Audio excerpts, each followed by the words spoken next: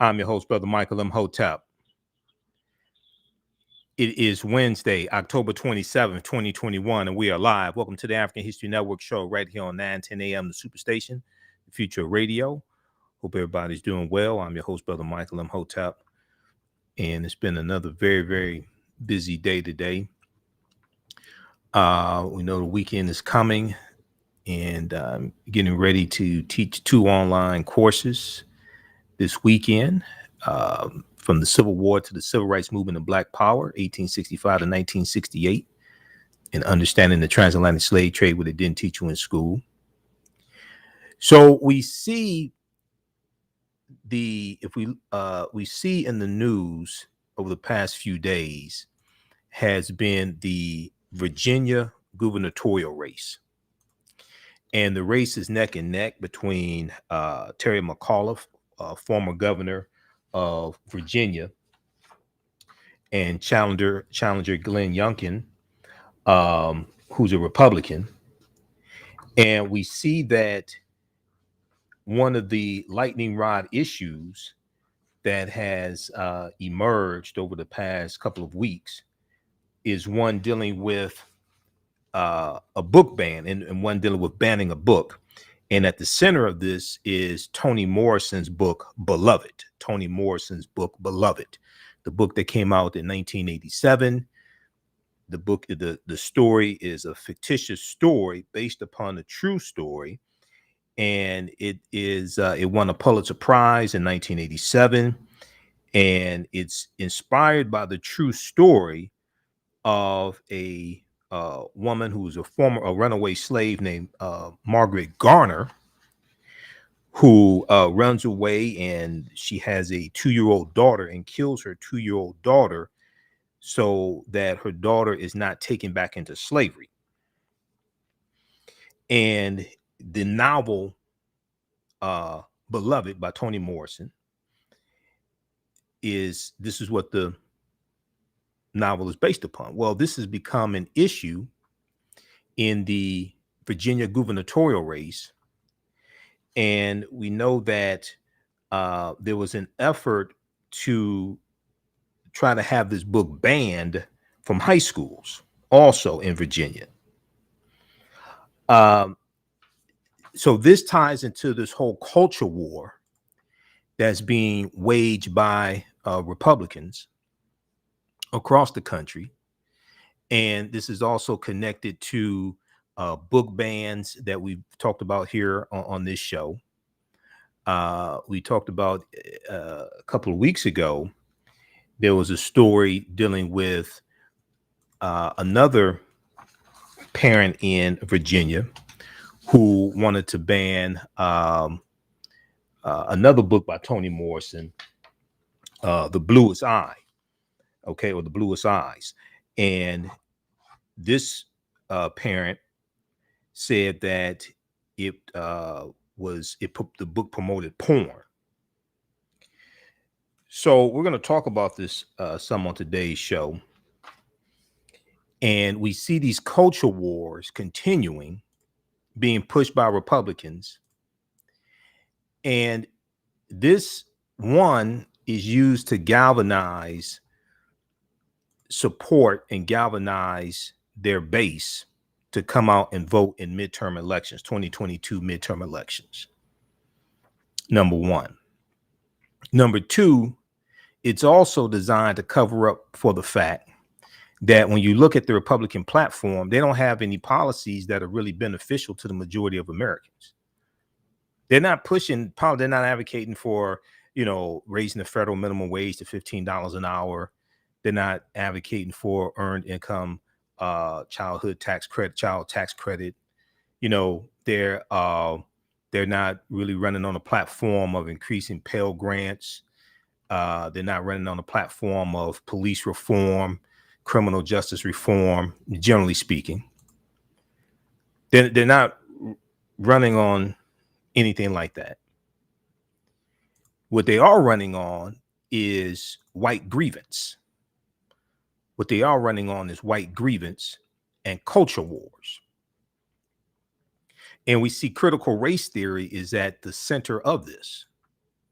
Okay. we see critical race theory is at the center of their culture wars, even though critical race theory is not taught in K through 12 schools, especially in Virginia. It's not taught in K through 12, but critical race theory is at the center of this. So we'll talk about this on today's show. And then, on Sunday, October 24th, the documentary on MSNBC aired, the Civil War, the roots of our division. Civil War, the roots of our division. And we've been talking about the documentary here on this show. And there was we talked about on Monday and Tuesday. And it's a really good documentary. Everybody should watch it. It's also streaming on Peacock, which is NBC's streaming service. But one of the things they did in the documentary was dispelled myths about the Civil War, slavery, and Reconstruction. The Reconstruction era, 1865 to 1877. And on yesterday's show, we talked about one of the massacres that was dealt with in the documentary, which was the Clinton, Mississippi massacre of 1875. Okay, the Clinton, Mississippi massacre of 1875. And also one of the issues that came up in the documentary, and one of the myths that they dispelled, is that the South seceded from the Union over the issue of states' rights, not slavery. The South seceded from the Union over the issue of states' rights, not slavery. This is a myth. This is something that came up in the documentary, especially when they were in the South. Okay, so we'll talk about that on today's show also. All right. Did the South secede from the Union because of states' rights, not slavery? Okay, now on the African History Network show, we focus on educating, empowering, and inspiring people of African descent throughout the diaspora and around the world, because right knowledge corrects wrong behavior. What you do for yourself, what you do to yourself, and what you allow other people to do to you and get away with is based upon what you think about yourself. What you think about yourself is based upon what you have been taught about yourself. What you've been taught about yourself is based upon everything you've read, heard, and seen about yourself. So when you control the radius of a man or woman's thoughts, you can control the circumference of his or her actions, because the mind can't do or teach what it doesn't know. Now, we deal with a number of different topics here on the African History Network show. We deal with current events in history and politics, education, economic empowerment, entrepreneurship, relationships, love, sex, health issues, and much, much more. Sign up for our email newsletter. Text the word Kemet, Kemet, to 22828 to sign up for our email newsletter. Text the word Kemet, Kemet, to 22828 to sign up for our email newsletter. Also visit our website, AfricanHistoryNetwork.com, AfricanHistoryNetwork.com, and you can sign up for our email newsletter there as well. Be sure to register for the 10-week online course that I teach on Saturdays, from the Civil War to the Civil Rights Movement and Black Power, 1865 to 1968. From the Civil War to the Civil Rights Movement and Black Power, 1865 to 1968. We do this on Saturdays, 12 noon to 2 p.m. And we deal with history, some history leading up to the Civil War taking place starting in 1861. And we start in 1803 with the Louisiana Purchase. And each class we go through and analyze approximately a 10-year period of history to see what happened after slavery ended. And we go through the Reconstruction era, Jim Crow, Great Migration, World War I, World War II, Civil Rights Movement, the Black Power movement, to understand what happened to us after slavery ended, the laws and policies put in place to help put us in the predicament we're in right now, so we understand where we need to go from here. Okay, so visit our website, AfricanHistoryNetwork.com. You can register for the class there. It's on sale $70, regularly $130. Even after the 10-week online course is over with, you can still watch the entire course. We do the sessions live. All the sessions are archived and recorded. So as soon as you register, you can watch the class we did last week. All right, calling numbers 313-778-7600, 313-778-7600 is the call-in number. If you have a question or comment, and if you saw the documentary dealing with the Civil War on MSNBC. You can give us a call as well. All right, so I want to jump into this first topic here, dealing with Toni Morrison and Beloved. And what's interesting is that in this gubernatorial race in Virginia, and there's been a lack of messaging, I think, on the part of Terry McAuliffe, the Democratic candidate who was the former governor, based upon the Virginia state constitution. You can only serve one term as governor, or two consecutive terms as governor, but you can run for another term. You just can't serve two consecutive terms. If you look at this piece here from the Washington Post, and then when we come back from the break, we're going to go to this clip here from the Readout with Joanne Reed. This piece from the Washington Post: fight over teaching Beloved book in schools becomes hot topic in Virginia governor's race. Fight over teaching Beloved book in schools becomes hot topic in Virginia governor's race. Now, a couple of things I find very interesting here is that Republicans are largely saying, many Republicans are saying racism doesn't exist, or we defeated racism, systemic racism doesn't exist. People like Lindsey Graham, racism doesn't exist. People like Ron DeSantis, governor of Florida, okay, which has one of the largest racist histories in this country, Florida. But at the root of this is a novel by an African-American woman who's deceased, Toni Morrison, and this novel won a Pulitzer Prize in 1987.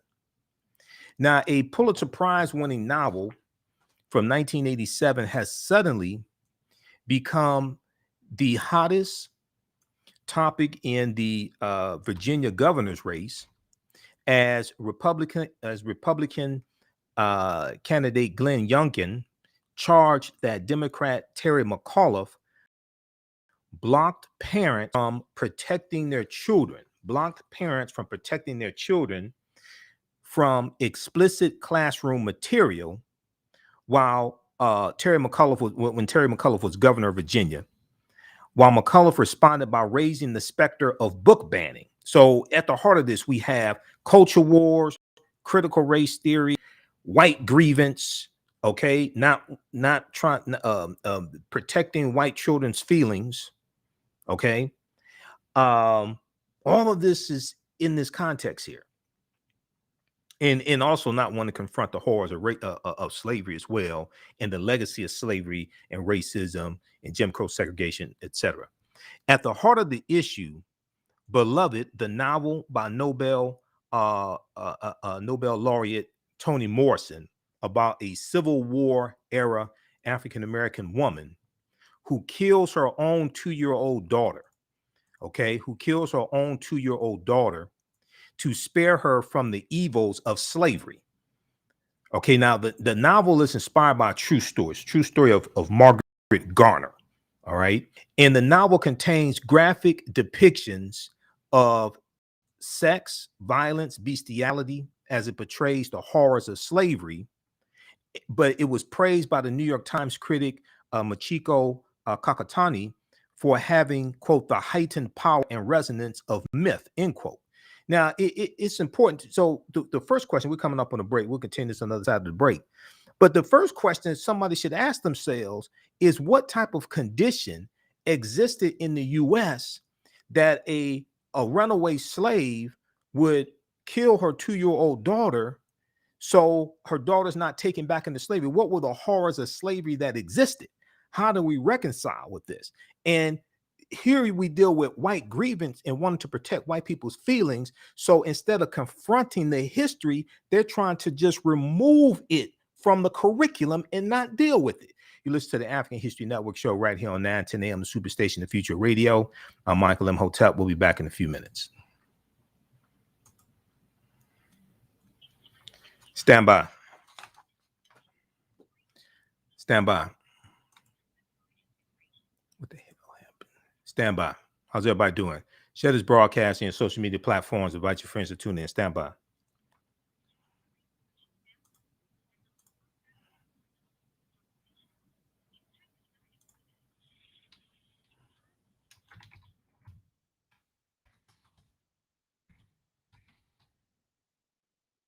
right, everybody, share this broadcasting on social media platforms. Who still needs to register for the 10-week online course that I teach on Saturdays? From the Civil War to the Civil Rights Movement and Black Power, 1865 to 1968. We'll post the information here. You can register now.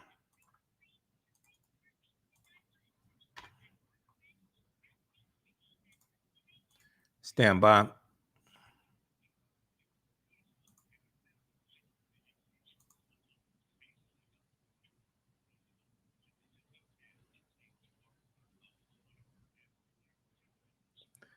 All right, how's everybody doing? Calling number is 313-778-7600.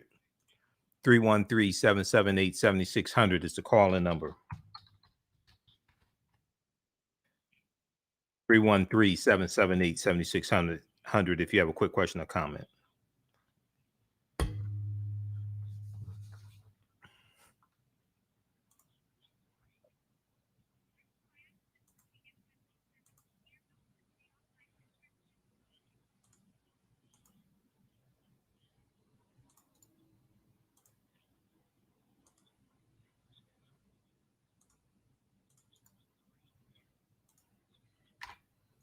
All right, stand by.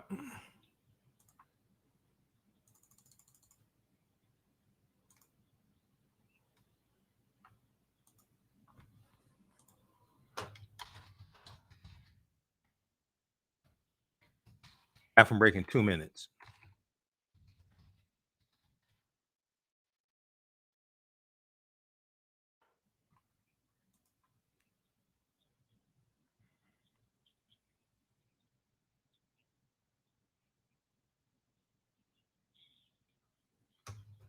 The History Network show, we deal with current events in history and politics, education, economic empowerment, entrepreneurship, relationships, love, sex, health issues, and much, much more. Unfortunately, many people confuse what racism is. Racism is a power structure. It was laws and policies that put us in this predicament. It's going to be laws and policies that take us out. So when you control the radius of a man or woman's thoughts, you control the compass of his or her actions, because the mind can't do or teach what it doesn't know. We have it all on 910 AM Superstation.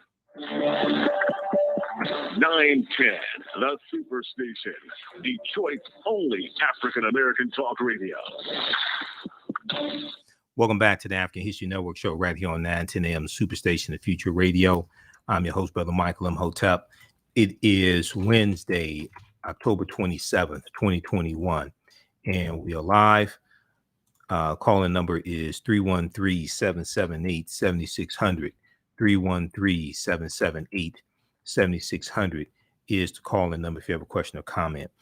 So right before the break, we were talking about the story out of Virginia, and it deals with the Virginia gubernatorial race, and we see that culture wars are at the center of the race. Now, the race is neck and neck between Republican challenger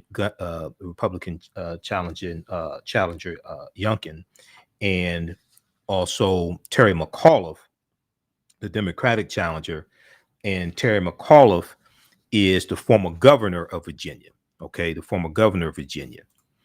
So we see that an attack on Toni Morrison's book Beloved is at the center of the gubernatorial race, and we see this culture war is developing.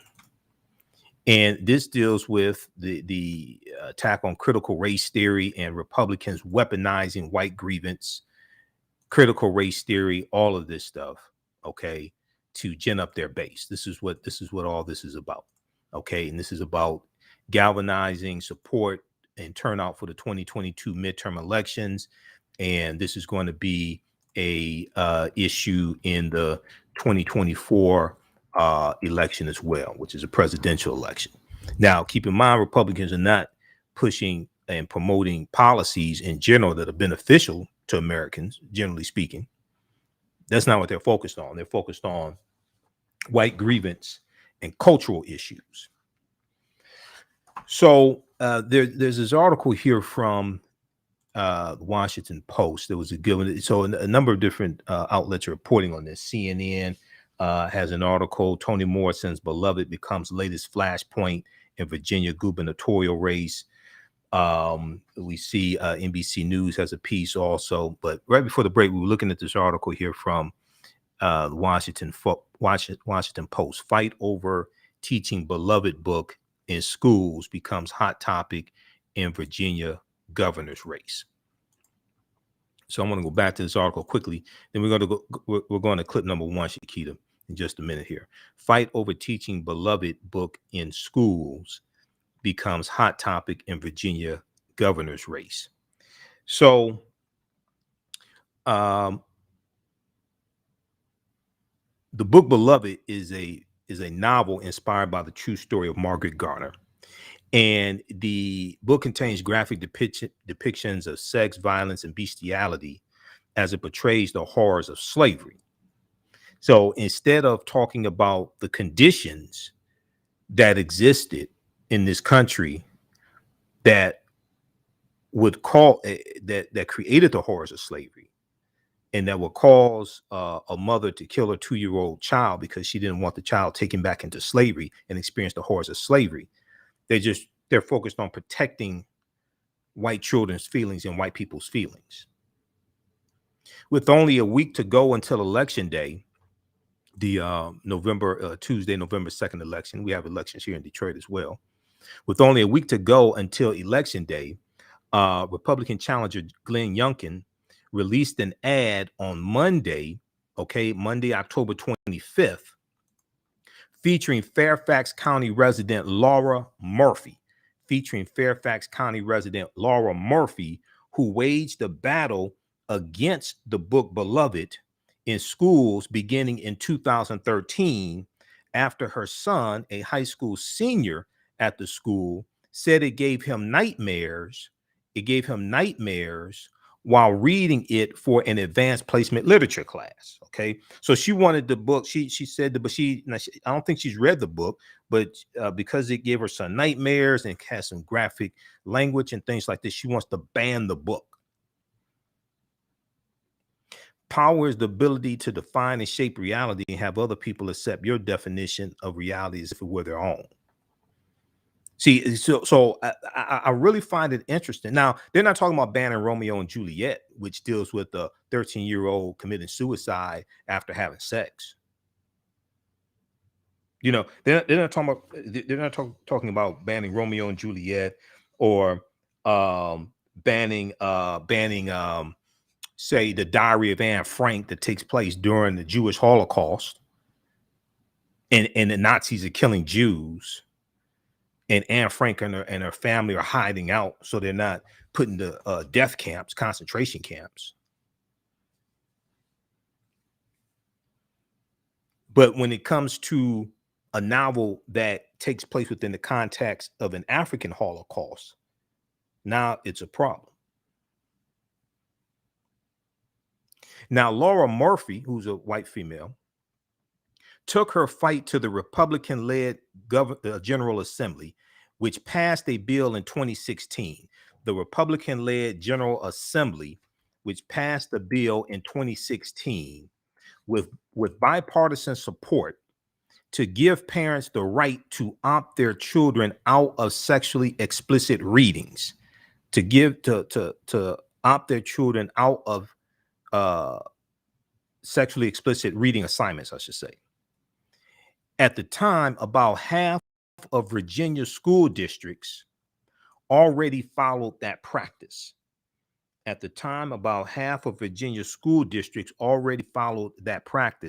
But the bill would have enshrined that in state law.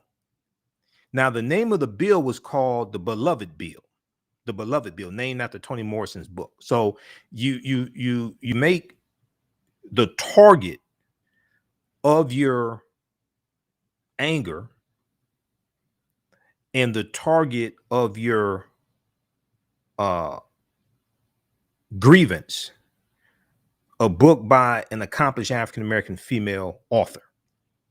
So the name of the bill was called the Beloved Bill, as it was known. And it would have made Virginia the first state in the nation to give parents that power to opt out. Then Governor Terry McAuliffe, who's running again to be governor again, Governor Terry McAuliffe at the time vetoed the bill, as well as a similar bill in 2017. So there were two versions of the bill. He vetoed it twice. Now, former Governor Terry McAuliffe, on Monday, October 25th, condemned the ad that Laura Murphy is in. And this is an ad for Glenn Youngkin, the Republican challenger. Laura Murphy is in this ad talking about this reading assignment that her son had and how it was such graphic language. And oh my God, my face turned red, all types of things like this. Now, in the ad for Glenn Youngkin, she never mentions the name of the book is Beloved. She never mentions the name of the book. She never says it's a book that takes place during slavery and deals with the horrors of slavery that white people inflicted upon African Americans. She doesn't say that at all. Terry McAuliffe on Monday condemned the ad, saying Glenn Youngkin was using, quote, our schools and children as political pawns, using our schools and children as political pawns. He said, quote, in the final week of this race, Glenn Youngkin has doubled down on the same divisive culture wars that have fueled his campaign from the beginning. In the final weeks of this race, Glenn Youngkin has doubled down on the same divisive culture wars that have fueled his campaign from the beginning. Now, Glenn Youngkin is also a Trump supporter, but at the same time, he's trying to, in some ways, distance himself from Trump. And he's trying to distance himself also from the crazy January 6th insurrectionists, and many of them support Glenn Youngkin. Now, Terry McAuliffe said in a written statement, Youngkin's closing message of book banning and silencing esteemed Black authors is a racist dog whistle designed to gin up support from the most extreme elements of his party, the white supremacists, mainly his top endorser and surrogate, Donald Trump, the traitor in chief, Donald Trump. Now, Republican challenger Glenn Youngkin's campaign released a statement saying the bill, quote, would simply have notified parents of sexually explicit reading assignments and given them the choice of having their child receive an alternative reading assignment. Terry McAuliffe continues to confirm every day that he wants to silence parents because he doesn't believe they have a say in their children's education. Look, this beyond a lot of these parents. So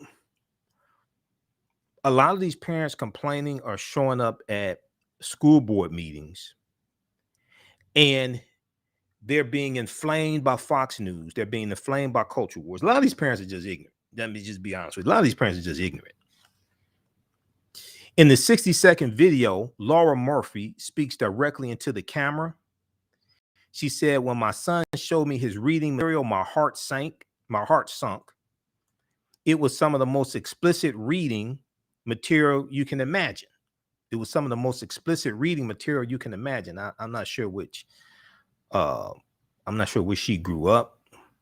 If she grew up like a nun or something, I'm not sure. But it's like, okay, this is the most explicit. I think I'm pretty sure she's a Trump supporter. The guy that said he grabbed women by the vagina. I mean, if she's a Trump supporter, have you listened to Trump? Trump has said explicit things also. I mean, this is the guy that said that he grabs women by the vagina. And he laughed about it.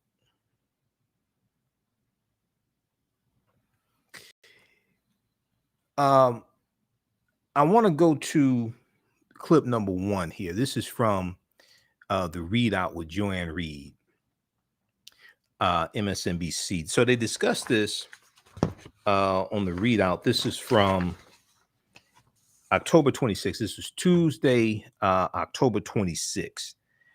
Race is the original sin of the modern Republican Party. Republican Glenn Youngkin is running for governor of Virginia, and he is being promoted by an ad featuring Beloved, the Pulitzer Prize winning novel by Nobel laureate Toni Morrison that tells the story of a runaway enslaved woman, in this case being used as an apparent means to attack so-called critical race theory.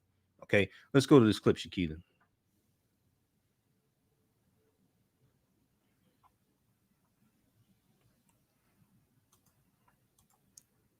Evening. We begin the readout tonight with Beloved, the Pulitzer Prize winning novel by Nobel laureate Toni Morrison that tells the story of a runaway enslaved woman named Seth who kills her baby daughter to spare the child from a traumatic life in bondage.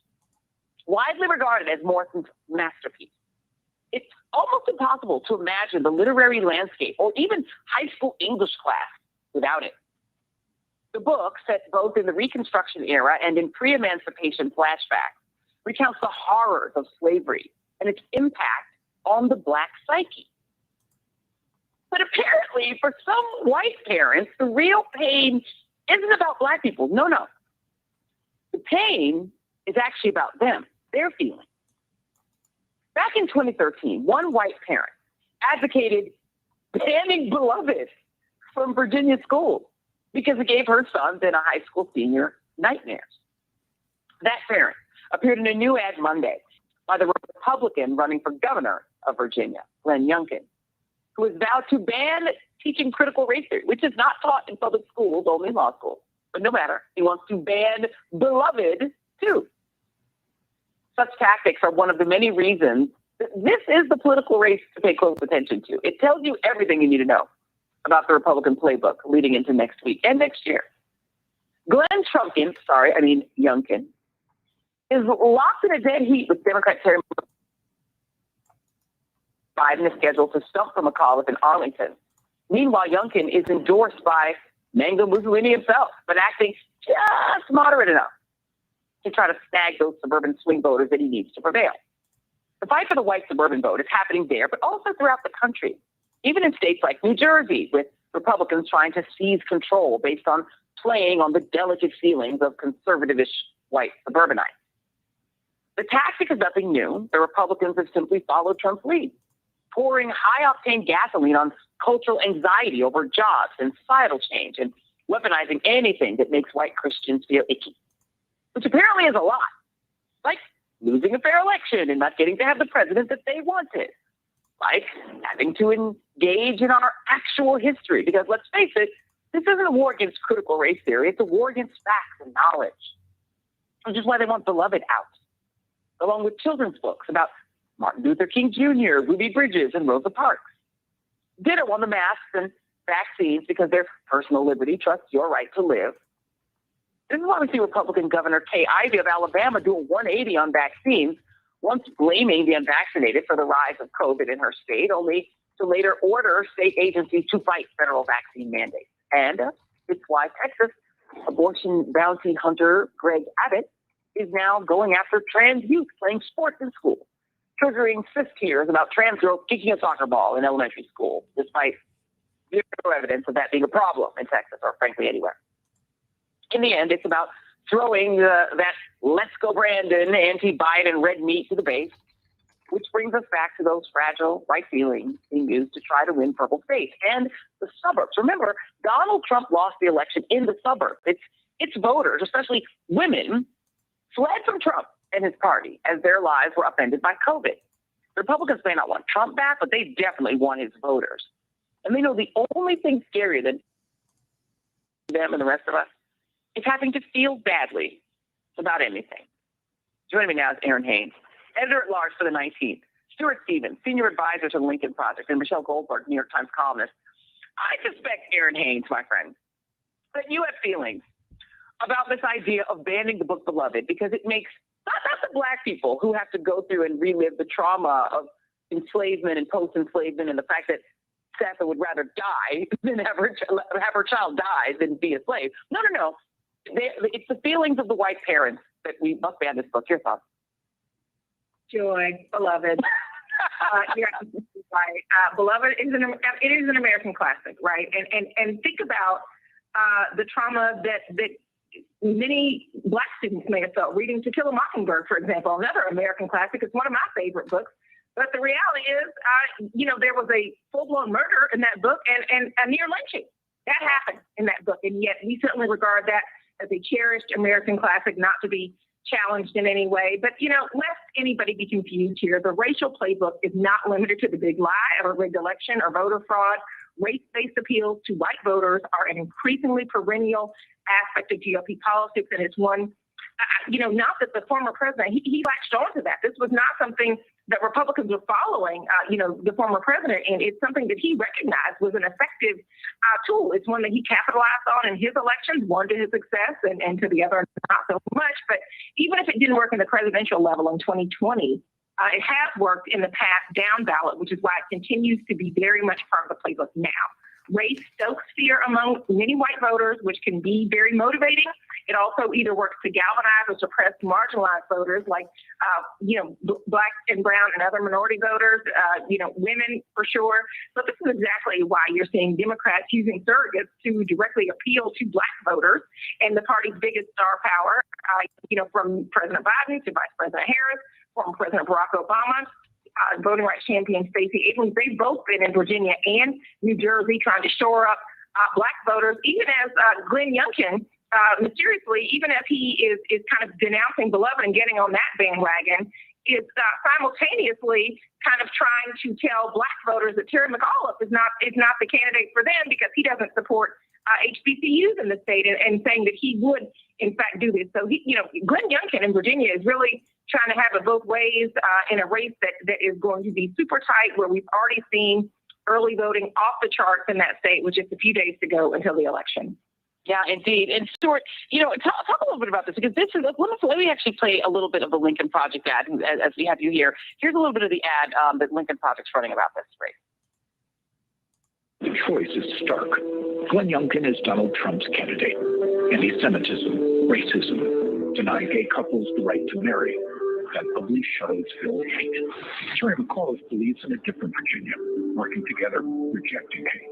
Which Virginia do you believe in? Don't let Donald Trump win.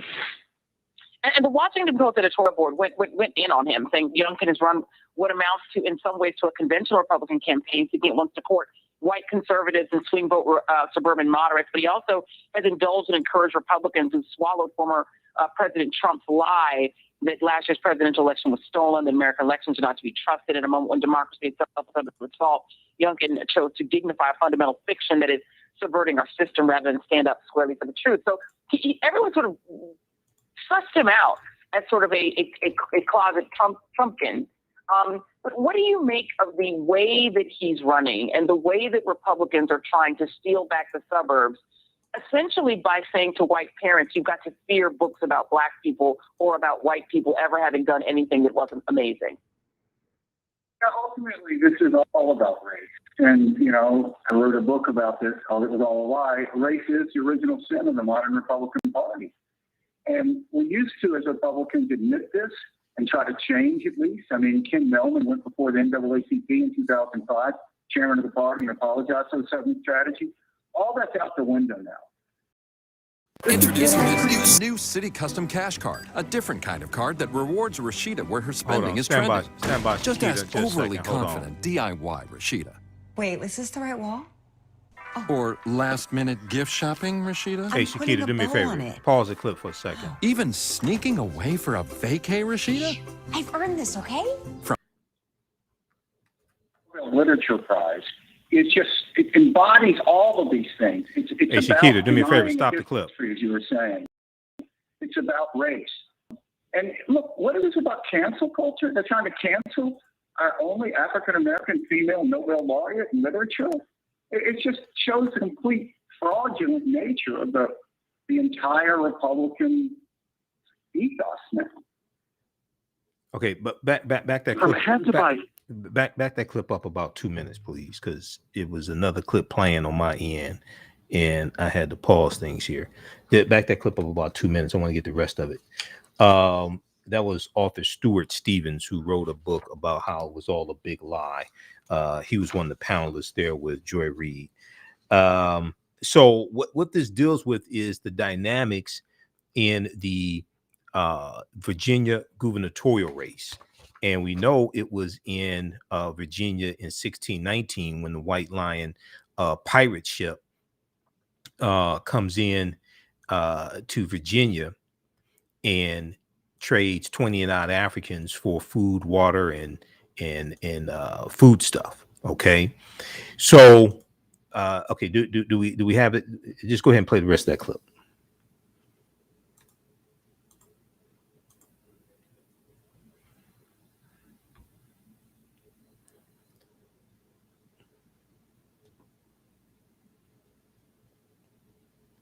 Okay, so all right.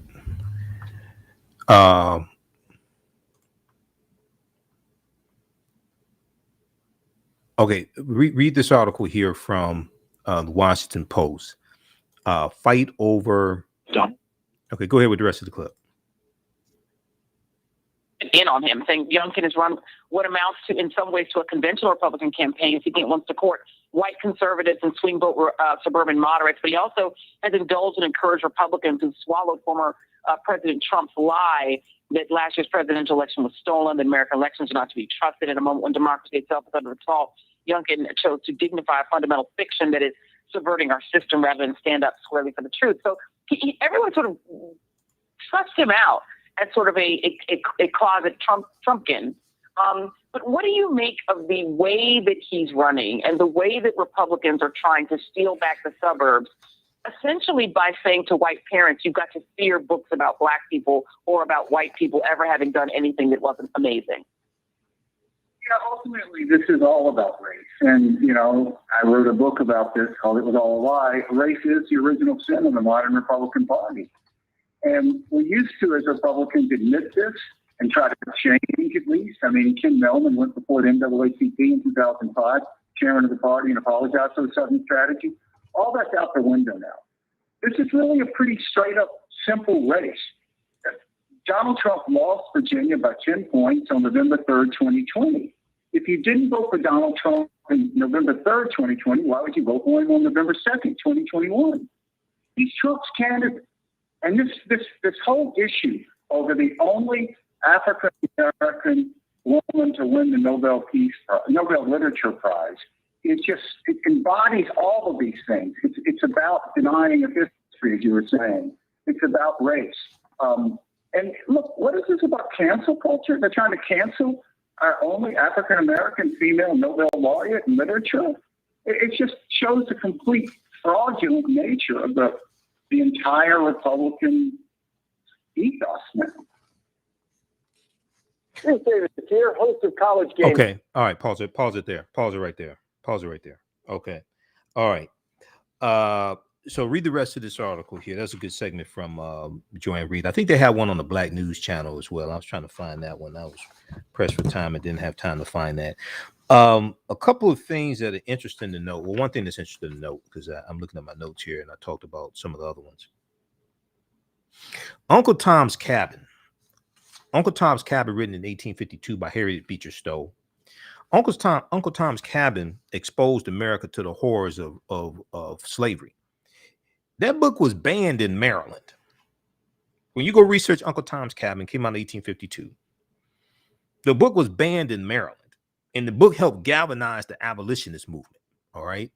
So, and keep in mind, we've dealt with this before in critical race theory, and how critical race theory is not taught in schools, but how it's being galvanized as a weapon of white grievance to leverage, to galvanize support from Republicans,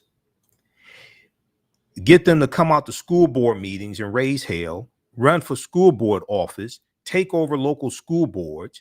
And this is where a lot of the book bans are taking place at the local school board level.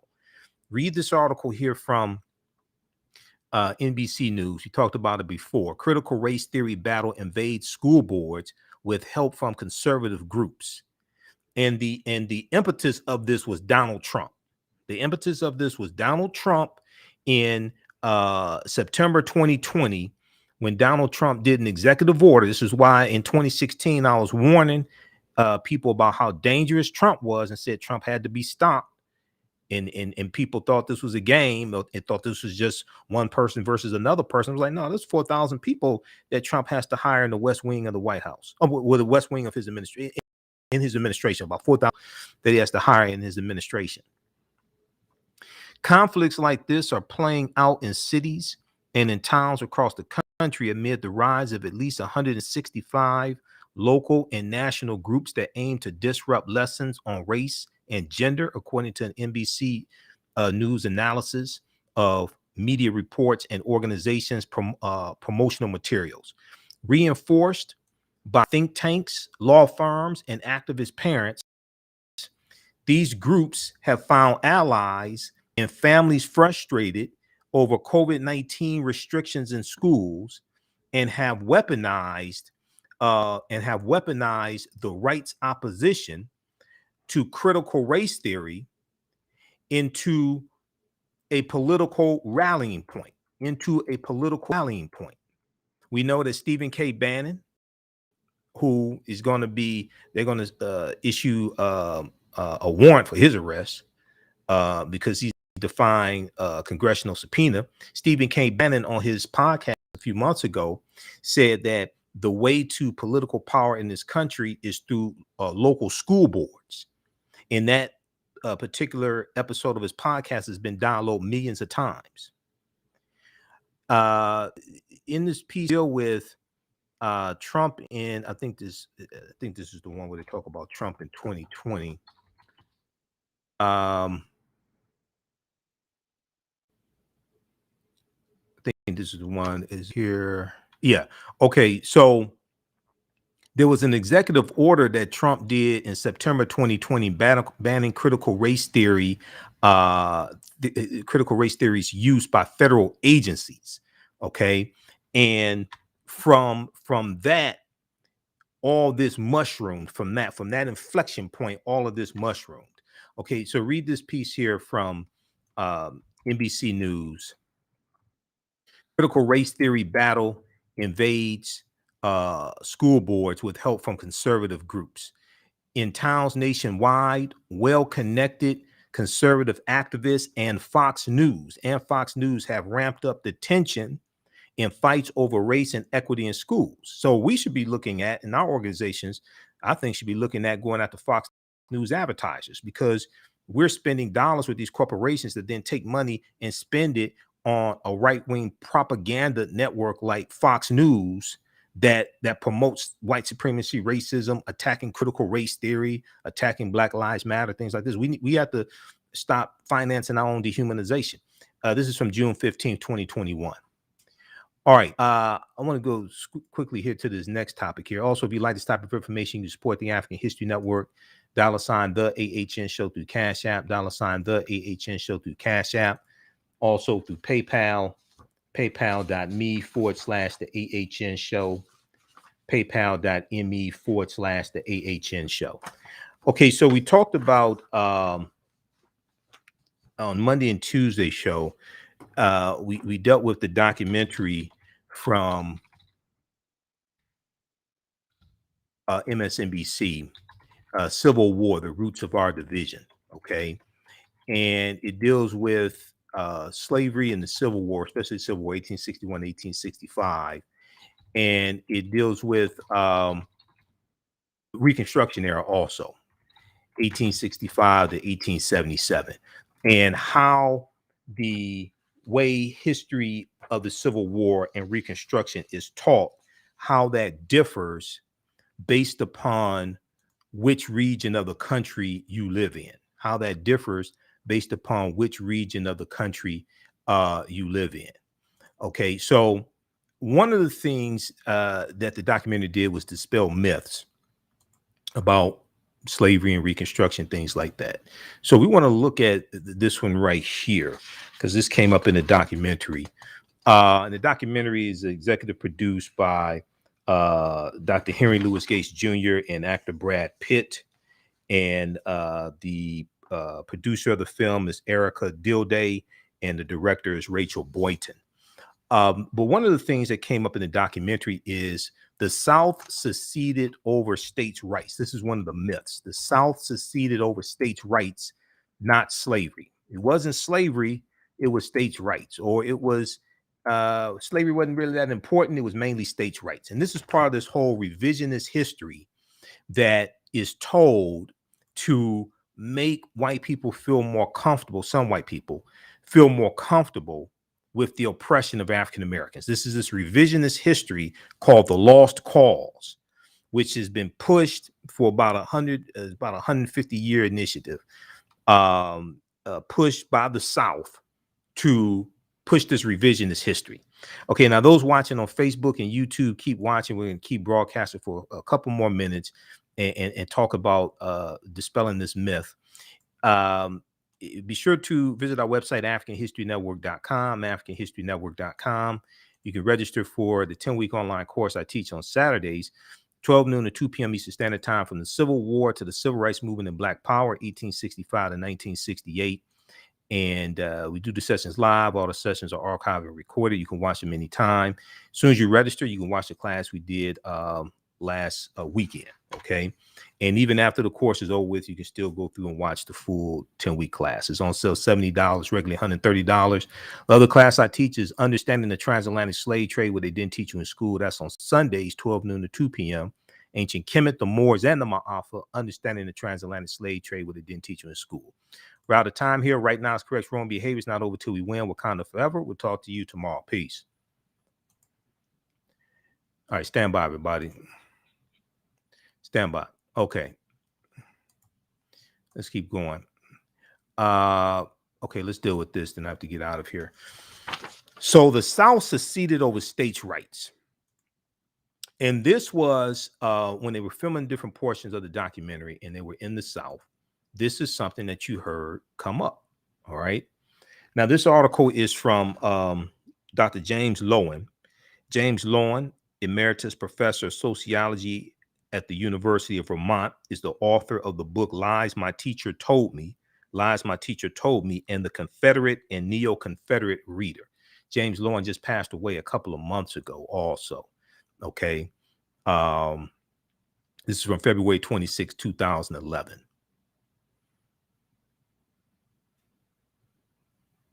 Let's go to this here.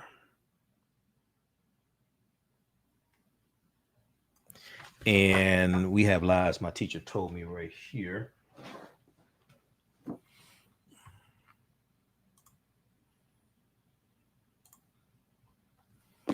This is his book here, Lies My Teacher Told Me, by James Loewen. Everything your American history textbook got wrong. Okay. Powerful and important, deserves to be an instant classic, wrote the Washington Post. Lies My Teacher Told Me, Everything Your American History Textbook Got Wrong, by James Loewen. So he wrote this article here. And these are some of the things that we deal with in my classes as well. Now, Confederate states did claim the right to secede from the Union. Starting with the first state to secede from the Union was South Carolina, December 20th, 1860. But no state claimed to be seceding for that right. Okay. Confederate states did claim the right to secede, but no state claimed in their statements of secession. Okay. In their statements of secession, no state claimed to be seceding for that right. In fact, Confederate states, Confederates opposed states' rights. That is the right of northern states not to support slavery. They opposed the right of northern states not to support slavery. On December 24th, 1860, delegates at South Carolina secession adopted a declaration of immediate causes which induced and justified the secession of South Carolina from the federal union. Okay, on December 24th, 1860, delegates at South Carolina's secession convention adopted a declaration of the immediate causes which induce and justify the secession of South Carolina from the federal union. Now, it noted, quote, an increasing hostility on the part of the non-slave holding states to the institution of slavery, an increasing hostility on the part of the non-slave holding states to the institution of slavery, and protested that northern states had failed to, quote, fulfill constitutional obligations by interfering with the return of fugitive slaves to bondage. So this is 1860. This is 10 years after the Fugitive Slave Act of 1850. The Fugitive Slave Act of 1850 went into effect. The Fugitive Slave Act of 1850 was one of the 5 bills that was part of the Missouri Compromise the Compromise of 1850, not the Missouri Compromise was 1820. The Fugitive Slave Act of 1850 was one of 5 bills that made up what's known as the Compromise of 1850. Compromise of 1850 consisted of 5 bills, and this had a lot to do with organizing the land that the U.S. got at the end of the Mexican-American War and what's known as the Treaty of Guadalupe Hidalgo. And the U.S. gets the territory that made up California, Arizona, New Mexico, Colorado, Utah, and Nevada. Okay. And the U.S. is organizing that land and determining which territories will have slavery and which will be free states. We know California comes into the Union, is going to come into the Union as a free state. But one of the clauses, one of the bills in the Compromise of 1850 was the Fugitive Slave Act of 1850, which went beyond the Fugitive Slave Act of 1793. And what this did was it empowered law enforcement, the sheriffs and things like this in the northern states, to deputize white people to go capture runaway slaves and take them back into slavery, and without going to court, without them having the right to go to court and try to gain their rights through in court. Okay, this was the Compromise of 1850, the Fugitive Slave Act of 1850, and this then caused more runaway slaves to go into Canada, as opposed to the North being the final destination, like Philadelphia or something like that. It caused more of them to go into Canada.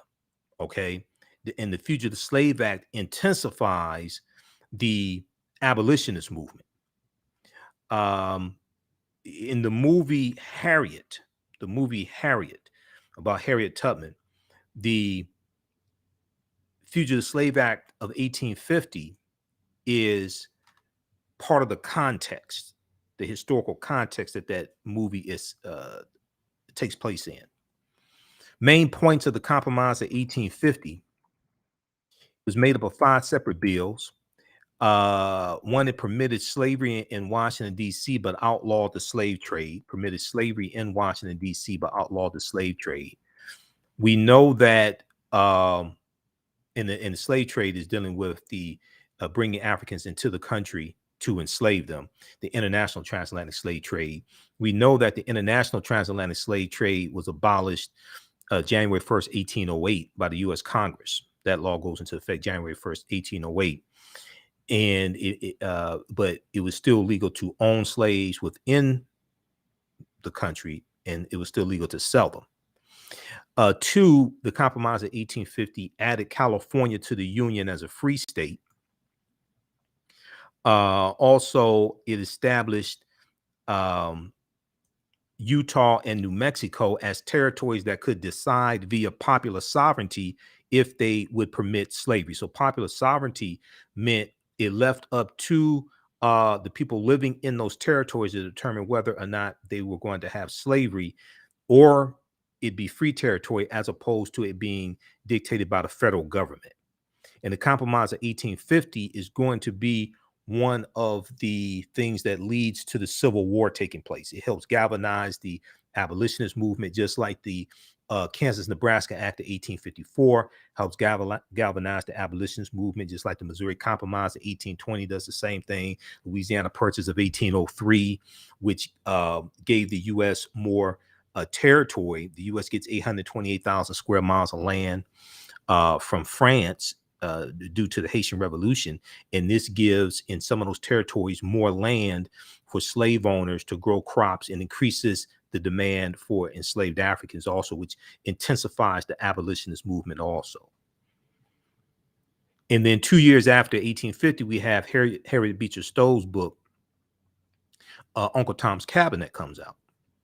So another bill in the Missouri Compromise, in the Compromise of 1850, we talked about the Missouri Compromise in my class this past weekend, because we dealt with the Dred Scott decision, March 6, 1857, and the Missouri Compromise of 1820 plays a part in the U.S. Supreme Court decision in the Dred Scott case, because they ruled that the Missouri Compromise of 1820 was unconstitutional. And the Kansas-Nebraska Act of 1854 also plays a role in the Dred Scott decision as well. So it established Utah and New Mexico as territories that could decide via popular sovereignty if they would permit slavery. It also defined new boundaries for the states of Texas following the Mexican-American War, which is 1846 to 1848. Okay. And so the U.S. gets that territory that makes up 6 states from Mexico. Mexico loses about a third of their land because of the Treaty of Guadalupe Hidalgo. And we know Texas was part of Mexico. Texas won its independence from Mexico in 1836. And then Texas enters the Union in 1845 as a slaveholding state. Okay, as a slaveholding state.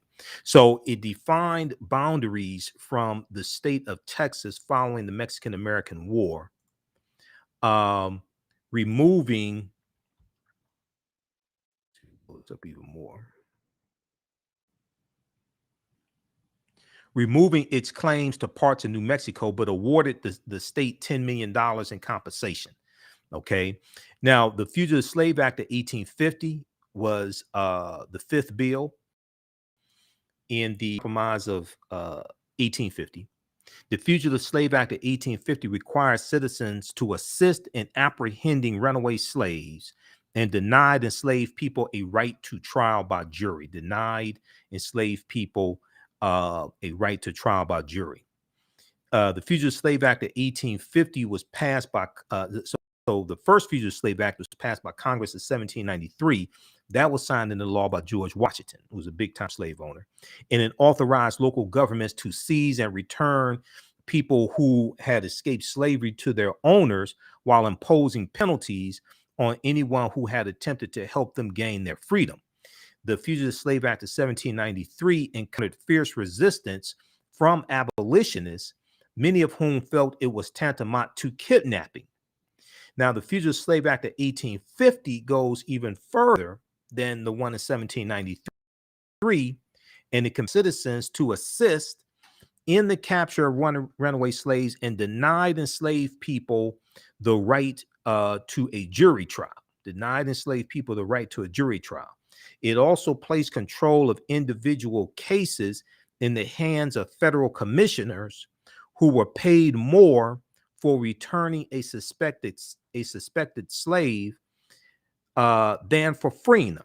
Okay. It also placed control of individual cases in the hands of federal commissioners who were paid more for returning a suspected slave to their slave owners, for returning a suspected slave than for freeing them, leading many to argue the law was biased in favor of Southern slaveholders. Okay, now this is all the result of the Mexican-American War, which we really have to study more, because that's one of the things, the Mexican-American War is going to be one of the things that leads to the Civil War taking place. Outrage over the new law, the Fugitive Slave Act of 1850, increased traffic along the Underground Railroad during the 1850s. Northern states avoided the law, and northern states avoided the Fugitive Slave Act of 1850. And by 1860, the number of runaways successfully returned to slaveholders hovered around 330 slaves. Okay. The number by 1860, the number of runaways successfully returned to slaveholders hovered around 330. Now, both the Fugitive Slave Act of 1793 and 1850 were repealed by Congress on June 28, 1864. This is during the Civil War. The event proponents of the Compromise of 1850 had hoped to avoid. So the proponents of the Compromise of 1850 were trying to avoid a civil war taking place, but it's going to be one of the things that leads to the Civil War taking place. Okay, so read this piece here from history.com, which is the official website of the History Channel. Compromise of 1850. This gives some background information. Compromise of 1850. All right, so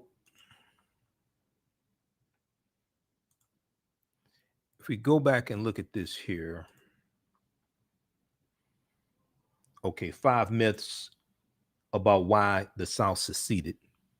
This is by Dr. James Lowen.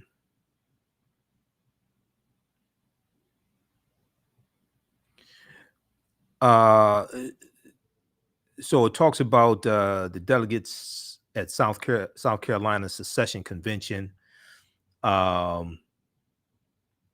It noted, quote, an increasing hostility on the part of the non-slaveholding states to the institution of slavery, and protested that northern states had failed to fulfill their constitutional obligations by interfering with the return of fugitive slaves to bondage.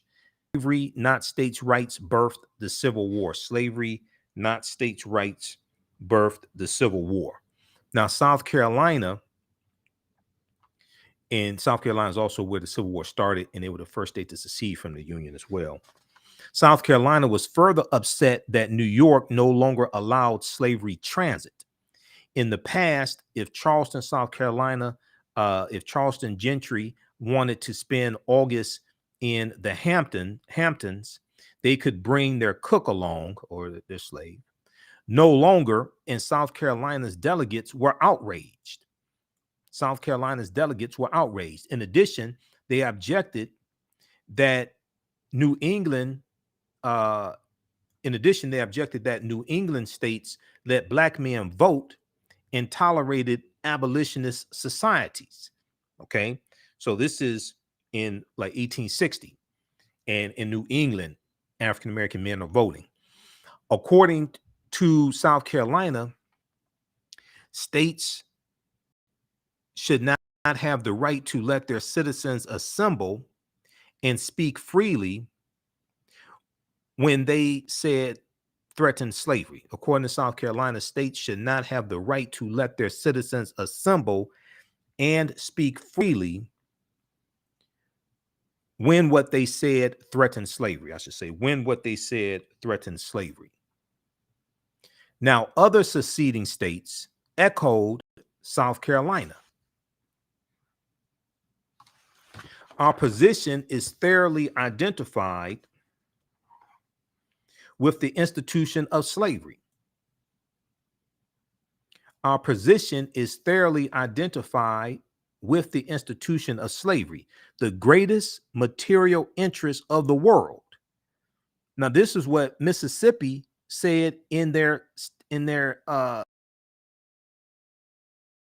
is what Mississippi said, the state of Mississippi, January 9th, 1861. In their statement of secession, Mississippi said, our position is thoroughly identified with the institution of slavery.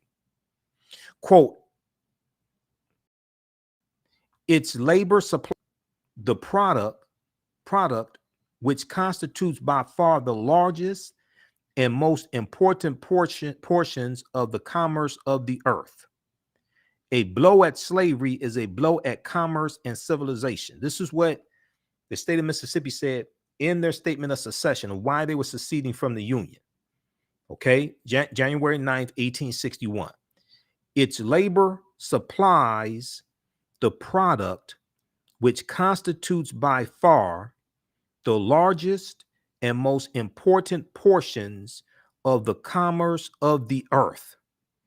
A blow at slavery is a blow at commerce and civilization.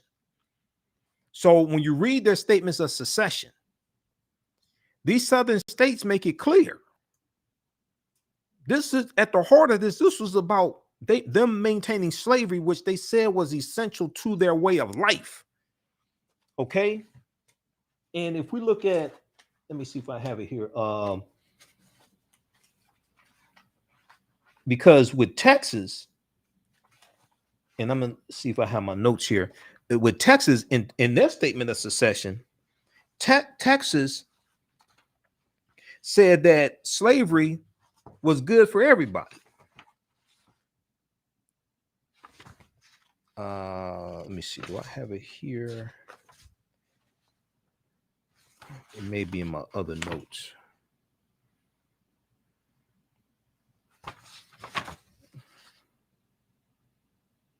Galveston. Okay, this is on Juneteenth. I think it's in my other notes on the Civil War. I have to find that. We may discuss that a little bit tomorrow. But when you go through and read their statements of secession, they make it clear what this was all about.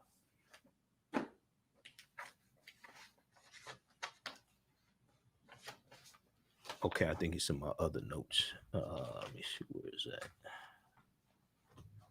I've been trying to organize and clean some stuff up, but I'm trying to organize. I have a binder full of all the content for this, from the Civil War to the Civil Rights Movement of Black Power. So I'm going through organizing that content. And where is that? Is it here? I think it's a good article to read is from TheAHNTic.com, because The Atlantic existed during the Civil War. A good article to read is from TheAHNTic.com, why there was a Civil War. And I think it's in this article. I think they talk about Texas in here. Okay, they talk about Mississippi, Texas. Yeah. Okay, yeah, here, right here. Statement of secession, page 4 of this article. Because I have notes on this, but I can't find my notes. I gotta find my notes. I got a big binder with dividers, a different section for each classes 1 through 10. So I'm going through organizing all that now. Very quickly here, and then I have to get out of here. If we look at this article here from The Atlantic, Atlantic.com, why there was a Civil War. Page 4 of this article, and this is from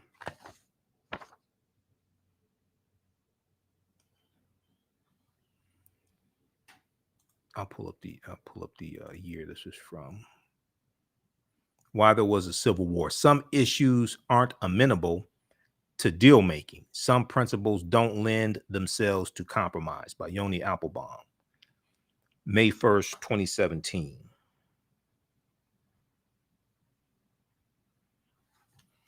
And on page 4 of this article, they go through and talk about Mississippi, Louisiana, and Texas.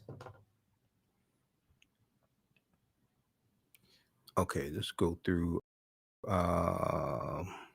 Because the Civil War was, okay, so we go back and look.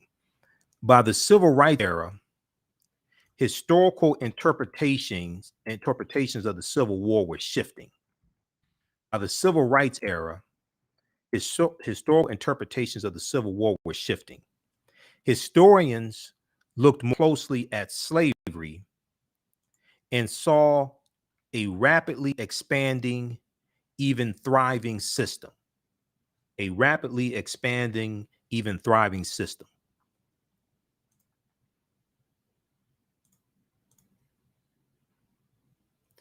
They looked at the words of those who pushed the nation into war. And they concluded that there was a remarkably straightforward answer to the question posed by the president. Why was there a civil war? Why could that one not have been worked out? That's what dumbass Donald Trump asked. Why? Because he's ignorant of history. Why was there a civil war? Why could that one not have been worked out? Because the Civil War was fought over slavery. Because the Civil War was fought over slavery. Here's what Mississippi said in their statement of secession. Our position is thoroughly identified with the institution of slavery, the greatest material interest of the world.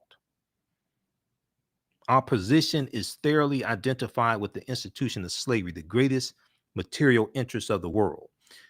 Quote, the people of the slave-holding states are bound together by the same necessity and determination to preserve African slavery. Now, this is what Louisiana said in their statement of secession. The people of the slave-holding states are bound together by the same necessity and determination to preserve African slavery. Now, Texas, and this is one of the reasons why Texas is so crazy today. Texas said in their statement of secession, the servitude of the African race as existing in these states is mutually beneficial to both bond and free. This is Texas in their statement of secession.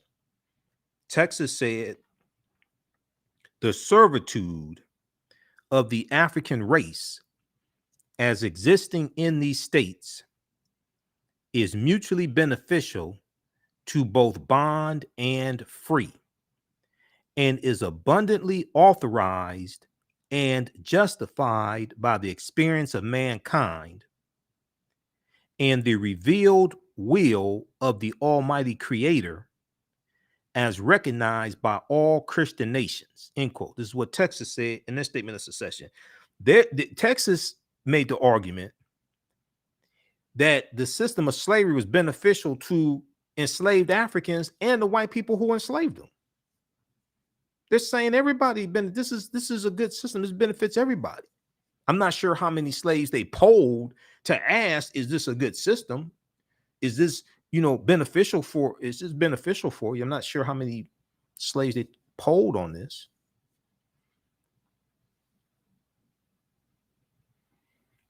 So read this article here from TheAtlantic.com. Why there was a civil war. Okay, now, if we go back quickly here to the piece from the Washington Post, 5 myths about why the South seceded from slavery. And they dealt with some of this in the documentary Civil War, The Roots of Our Division from MSNBC. And that documentary is streaming on Peacock also. My friend, Dr. Greg Carr, who's the chair of the Afro-American Studies Department at Howard University, and he's on Roland Martin Unfiltered every Thursday as a panelist. He's in the documentary as well. I'm on Roland's show usually every Friday, so I should be on this Friday as a panelist. The South's opposition to states' rights is not surprising.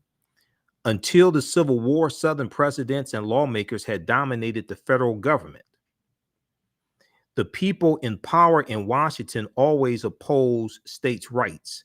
Doing so preserves their own.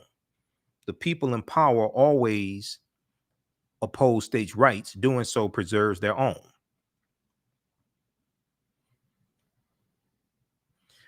Okay, so that deals with the South seceded over states' rights, not slavery. The myth, the South seceded over states' rights, not slavery. And this is from Washington Post. 5 myths about why the South seceded. Now, there's also a small piece here from, and we'll talk about another myth tomorrow. We'll talk about some more myths tomorrow.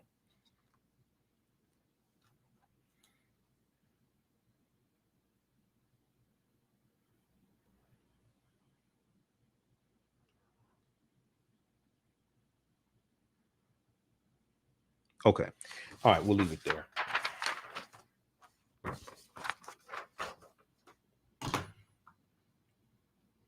So check that out.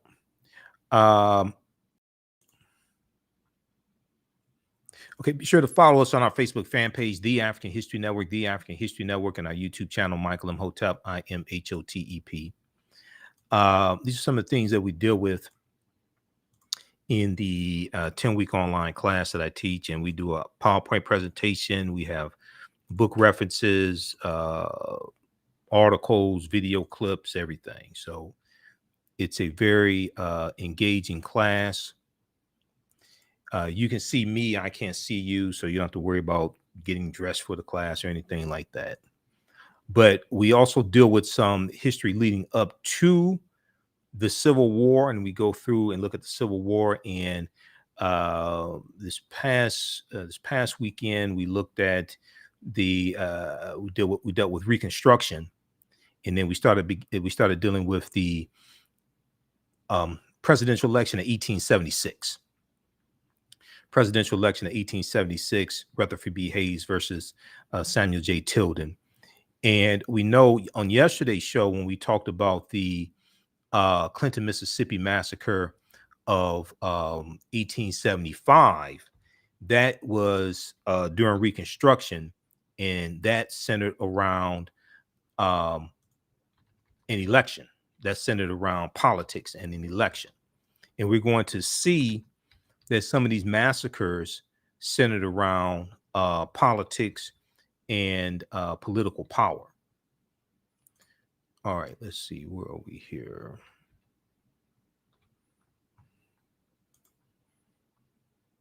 Yeah, we're going to see that some of these massacres, like the Vicksburg massacre in Vicksburg, Mississippi, 1874, some of these center around politics and political power.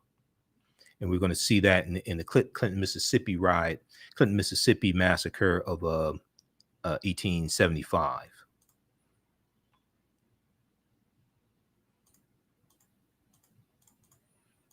Okay, so we go throughout history. Each class we go through and analyze about approximately a 10-year period of time. We deal with the lynching of Fraser Baker in 1898. We deal with the rewriting of state constitutions. We deal with World War I, World War II, Civil Rights Movement, Black Power Movement, the film The Birth of a Nation and the impact it had on America. We deal with the Great Migration, which totally changed this country. About 6 million African Americans migrating from the South up north and out west. And this is the beginning of it, 1915. But World War I ends in 1918. The year after 1919, you have the Red Summer, and you have about 25 major race riots across the country during the Red Summer in 1919. One of the big ones was in Chicago, the Chicago race riot in 1919. So we're going to see how laws and policies shape history and shape our conditions. And we're going to look and see what happened to us after slavery ended, the laws and policies put in place, and how we got into the predicament we're in today and where we need to go from here. Okay, we also look at Dr. Carter G. Woodson and the formation of the Association for the Study of Negro Life and History, September 9th, 1915. In 1926, he creates Negro History Week. Negro History Week in 1976 gets expanded to a month. We call it Black History Month. And this is at a pivotal time that the Association for the Study of Negro Life and History is beginning, because a lot of African-American men who come back from World War I, they're called race men, and it's a new sense of pride and a new it's a new sense of pride, and they come back and they say, we want all of our rights now. Okay, we're not going to deal with the segregation that we dealt with before we left. They said we fought for this country in the war. We want all of our rights now. Okay, and a lot of them are going to gravitate towards Dr. Carter G. Woodson and the Association for the Study of Negro Life and History, and the information that Dr. Woodson is putting out, and the history and the books that he's publishing with his publishing company, Associated Publishers, Inc., created in 1921. But they're also going to gravitate toward the Universal Negro Improvement Association and Marcus Garvey, okay, the UNIA, okay, they're going to gravitate towards that as well. All right, so we go through and deal with all this history through about 1968 and the assassination of Dr. King, and also the Kerner Commission report as well. That comes out March 1968, the month before Dr. King's assassinated. All right. So if you like that type of information, you can register for the course. And it's two of them that we teach, one on Saturday, one on Sunday. All right. And that's all at AfricanHistoryNetwork.com, AfricanHistoryNetwork.com. Okay, African American business owners, post name your business here on the thread of the broadcast, and email us at AHNShow@AfricanHistoryNetwork.com. We'll let you know how you can advertise with the African History Network. Our current promotion is buy 1 month, get 2 months free. Current promotion is buy 1 month, get 2 months free. And we take your 30-second and 60-second commercial. We put into the audio podcast of these shows. We're on 10 different audio podcast platforms, but we also put your commercial into the rebroadcast of these shows on our social media platforms as well. So we rebroadcast shows throughout the day. So email us at AHNShow@AfricanHistoryNetwork.com for more information. Okay, look, we have to get out of here. Remember, the African History Network can focus on educating, empowering, and inspiring people of African descent throughout the diaspora and around the world. Because right now, it's correct wrong behavior. It's not over till we win.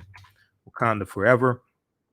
And also for Cash App, this is our official Cash App account, $TheAHNShow through Cash App, $TheAHNShow through Cash App. We're here 6 days a week. This also is keep doing the research and stay on the air and keep broadcasting. Okay, so when you go to it, it says Michael and shows my picture there. Okay, these other ones are fake African History Network Cash App accounts. Remember, right now it's correct wrong behavior. It's not over till we win. Wakanda forever. And we'll talk to you tomorrow. Peace. Thanks for tuning in.